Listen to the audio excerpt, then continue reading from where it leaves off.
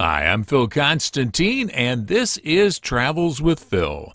And on this trip, we are going to Massachusetts and Plymouth, right on the Cape Cod area, home of Plymouth Rock, the Mayflower, and a few other things. Pilgrim's Home. You can see it on the map here, Boston and Cape Cod included. This is a shot from the International Space Station and an old map here.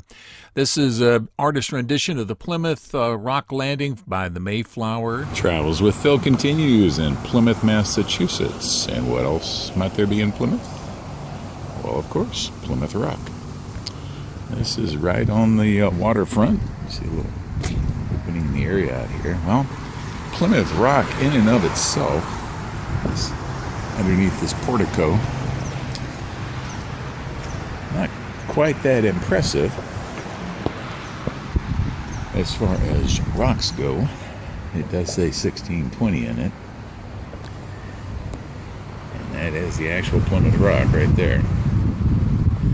But according to the signs out here, the actual rock itself wasn't identified as Plymouth Rock until 1740, 120 years later. This sign up here, which I will get a picture of, says that the original leaders never mentioned anything about a rock, but later on in 1741, a 79 or 95-year-old guy in the church said the rock was the place where the first arrivals made landfall, and he evidently knew some of the original Plymouth people. So you can see by the pictures here, part of it was moved. It was taken away to a different spot, put in a museum. Here's a picture that shows that literally that was it right there.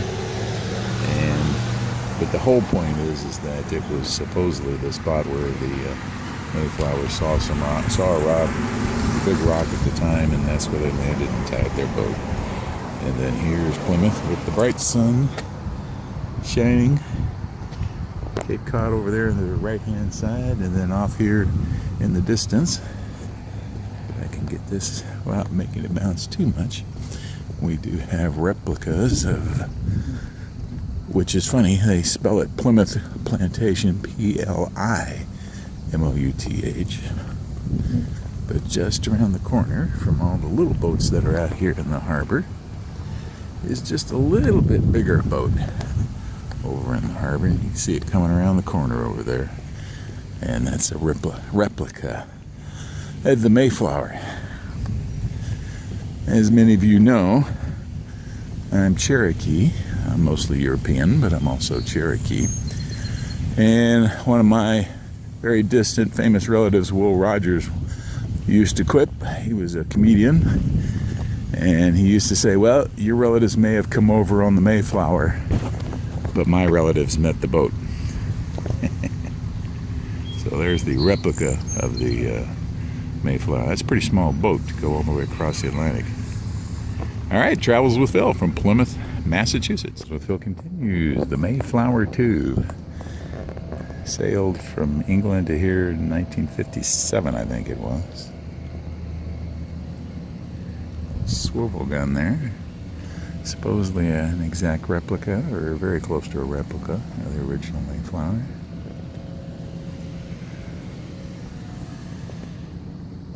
Obviously they may have one or two things that are maybe slightly different.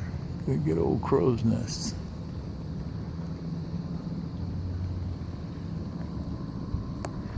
Wooden ladders to climb up, although there may be other reasons for it.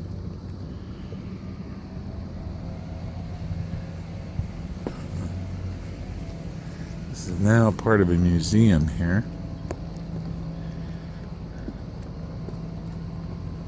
Now, in the good old days, this front part of the ship up here, there used to be holes in the planks in some of them, and that's where you went to the bathroom. And that was the head of the ship. And that's why it was called the head. The bathroom is still called the head, so I have been told. What you learn in the Travels with Phil. And you'll learn there's lots of panoramas in my videos as well. And this is one of the harbor, including the Mayflower. Beautiful place out there. Very, very nice on this particular day. And they have lots of maps and signs out there. Here's another one for a famous statue. Travels with Phil continues from Plymouth. This is the statue for Massasoit, Great Sachem of the Wampanoags, protector and preserver of the Pilgrims, 1621. Erected by the Improved Order of Red Men as a grateful tribute. It's an impressive statue. Stands right up above Plymouth Rock, right there. And right over here, just next to it, is a rock. There we go. It says, National Day of Mourning. Since 1970, Native Americans have gathered at noon at Coles Hill in Plymouth to commemorate a National Day of Mourning on the U.S. Thanksgiving holiday. Many Native Americans do not celebrate the arrival of the Pilgrims and other European settlers. To them, Thanksgiving Day is a reminder of the genocide of millions of their people, the theft of their land, and the relentless assault on their culture. Participants in National Day of Mourning honor Native ancestors and the struggles of Native people to survive today. It is a day of remembrance and spiritual connection, as well as a protest of the racism and oppression which Native Americans continue to experience. Erected by the town of Plymouth on behalf of the United American Indians of New England. There you go. Plymouth. And now let's move over to another monument. Travels with Phil continues from Plymouth. There's the portico with Plymouth Rock right over there. And over there is the Mayflower. And this says they brought up their families in sturdy virtue and a living faith in God without which nations perish. You see the list there of several women's names. And what this is to counter all the statues and monuments you see to the founding fathers. This is for the founding mothers, and I like that. It's, there you go. Erected by the National Society Daughters of the American Revolution in memory of the heroic women of the Mayflower. And this was done on the tricentenary, 300 years after the Mayflower. So there you go, a dedication to the founding mothers of at least the European part of America. Travels with Phil continues in Plymouth.